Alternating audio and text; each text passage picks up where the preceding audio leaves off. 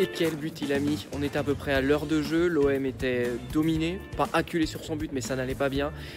Et la récupération au milieu de terrain, Dieng qui oriente, ça part à gauche, ça part à droite, c'est finalement Luis Enrique qui centre.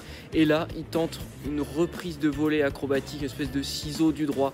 Magnifique, Madsel, c'était scotché.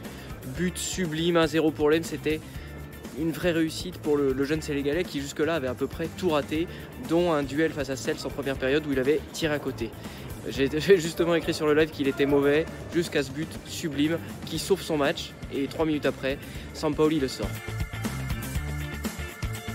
Grâce à cette belle victoire en Alsace, voilà l'OM deuxième, quasiment à la mi-championnat.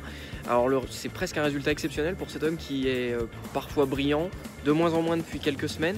Ce soir, c'était peut-être pas encore très joli à voir, surtout en première période où les Olympiens ont vraiment pas beaucoup joué au foot. Ça a fermé, ça a assuré, ça craignait certainement ce Racing un peu flamboyant. Mais derrière, il y a eu du réalisme et puis voilà l'OM qui réussit finalement sa première partie de saison. Elle est qualifiée en Europe. Bon, alors c'est pas terrible, c'est la Ligue Europa Conférence, mais bon, ça sauve un peu les meubles. Et la voilà deuxième en championnat avec une très bonne défense et des certitudes. À voir ce que ça donne sur le long terme. Pour Strasbourg, c'est sûr que c'est un petit peu dur à avaler cette défaite parce qu'il y avait certainement mieux à faire. Les Strasbourgeois, ils ont eu les occasions. Ajorc, Diallo a marqué mais il était hors jeu. Ajorc a eu 2 opportunités en fin de match, en deuxième période, et il les a pas mises.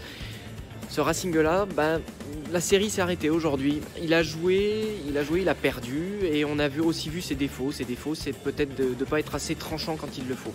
Alors c'est une leçon, ils l'ont à peu près tous répété en conférence de presse, Julien Stéphan, Jairzinho Niamsi.